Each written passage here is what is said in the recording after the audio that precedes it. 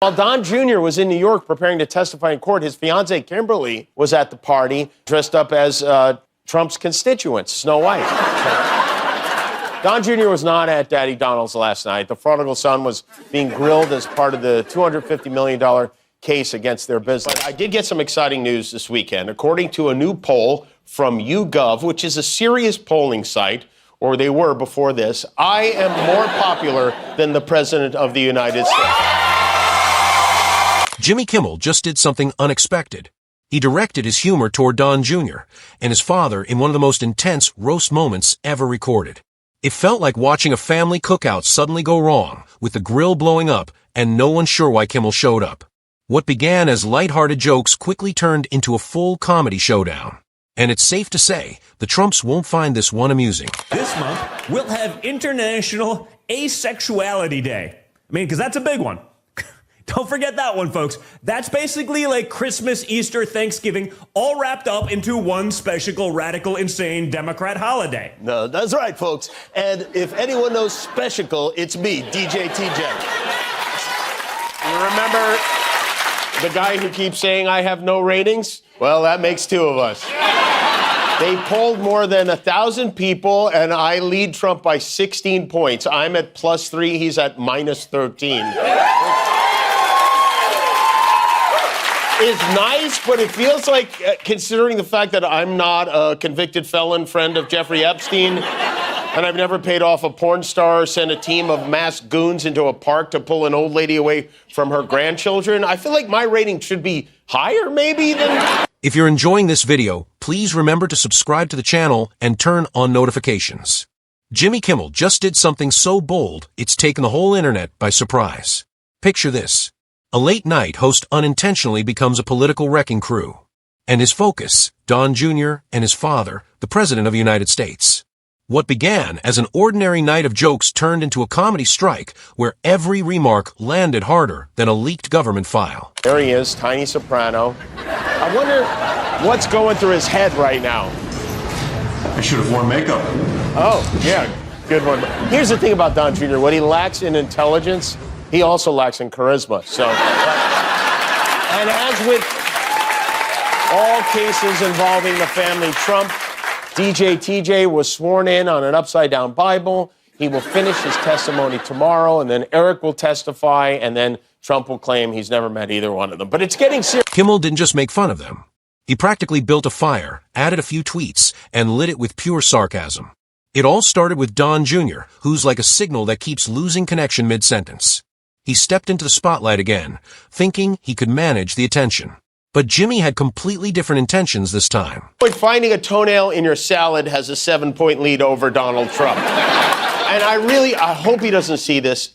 I hate to, I don't like to upset him, but I think he might be upset because the White House put out a statement this afternoon. This is a real statement. Over 77 million Americans showed up on Election Day to cast their ballots for President Donald J. Trump, who is delivering on his overwhelming mandate to put America first. Jimmy Kimmel prays every night to garner a fraction of that support to keep his show on air after ratings dropped 64% last week. Sad.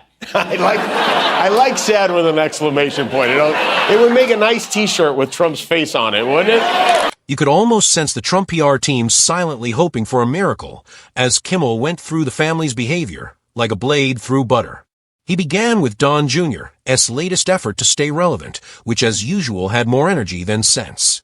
Let's just say if charm were money, Don Jr. would still be paying off the debt he built back in 2016. Just proud of the toughest person I've ever met in my entire life for having the backbone and fortitude to go through this whole mess as uncomfortable as it's been. And I'm proud to have stood there every single second by his side in that freezing cold courtroom. He's an inspiration to me every single day, and he'll be vindicated. In other words, Daddy, I was there, Don Jr. wasn't. He just showed up today. Then came the moment everyone waited for. Jimmy turned his attention to the president himself.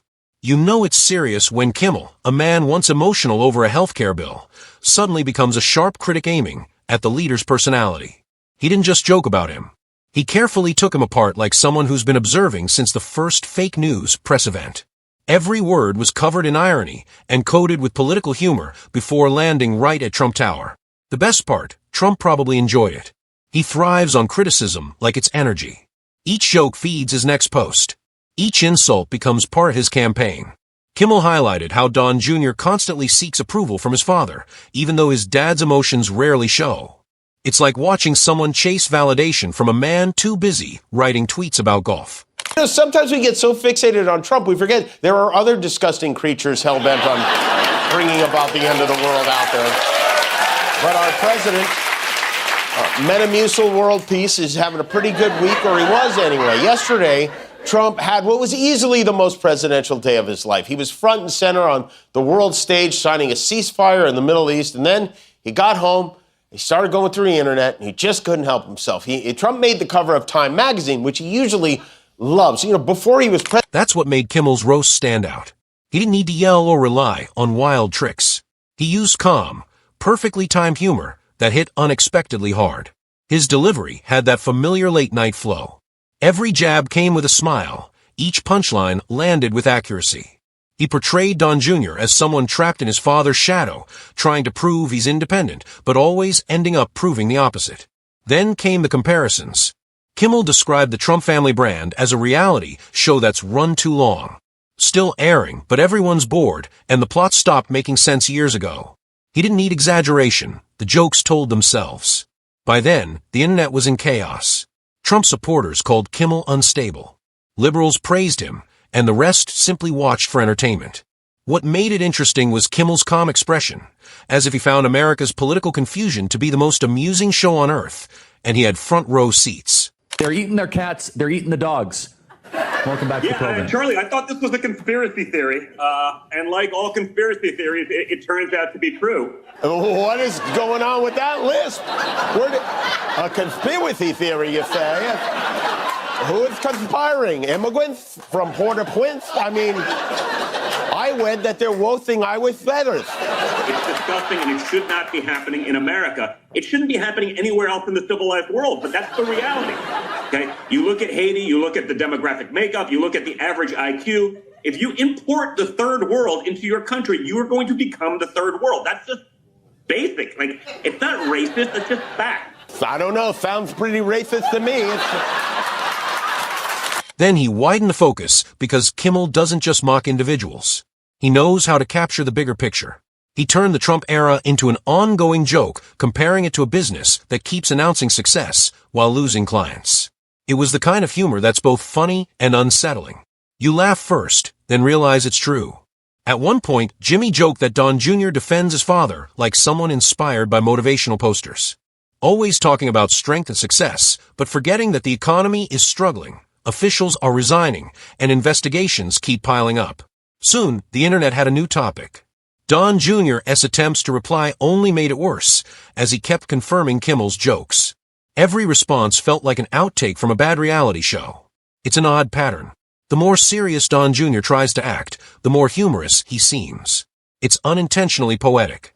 Fake Time magazine covers hanging on the walls of his golf club, for real. But this one, I guess, conjured up some mixed feelings because of the photo being used. It's upset him so much that at 1:36 a.m. he posted, Time magazine wrote a relatively good story about me, but the picture may be the worst of all time. They disappeared my hair and then had something floating on top of my head that looked like a floating crown, but an extremely small one. Really weird. Now, I want to go back to that cover and show you this crown. Okay, that's not a crown. That's the letter M. Only he would see an M on his head and assume it's a crown. If that's not an M, you're on the cover of Time magazine, okay? And Jimmy stood there, smiling calmly, like a teacher watching a student repeat the same mistake. What made the roast even sharper was the political setting.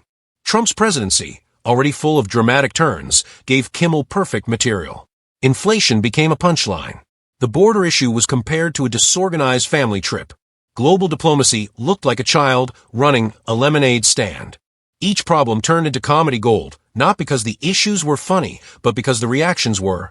There's something freeing about seeing a comedian use humor to expose political absurdity more clearly than most reporters. Of course, Trump fans rushed to defend him, calling Kimmel biased, which only proved his point further. He told a few jokes, and suddenly half the internet wanted an inquiry. Kimmel probably went home, had a drink, and thought, mission complete. Because few things are better than a punchline that keeps echoing. Sniveling MAGA turd who has a weird twist on our president's name is Don Jr. Check this out. Joe Biden, Joe Biden, Joe Biden, Joe Biden, Joe Biden, Joe Biden, Joe Biden, Joe Biden, Joe Biden, Joe Biden, Joe Biden, Joe Biden, Joe Biden, Joe Biden has dementia. That's right. He's the one with the dementia. That's right. It's like he got bitten by a radioactive morning zoo or something. Joe Biden, Joe Biden, Joe Biden. Here in LA, school is out for this. Meanwhile, Don Jr. went online to explain himself, which rarely helps. His posts sounded like someone who got roasted at dinner and then emailed the restaurant to complain. He tried turning it into a win, but by then the memes had already taken over. And of course, Trump got involved. Reports said he didn't like Kimmel's tone, which is ironic coming from a man whose own tone has sparked countless controversies. But even that reaction was predictable. Another bold statement. Another round of headlines. Another week of fake news claims. At this point, it feels less like politics and more like a never-ending performance.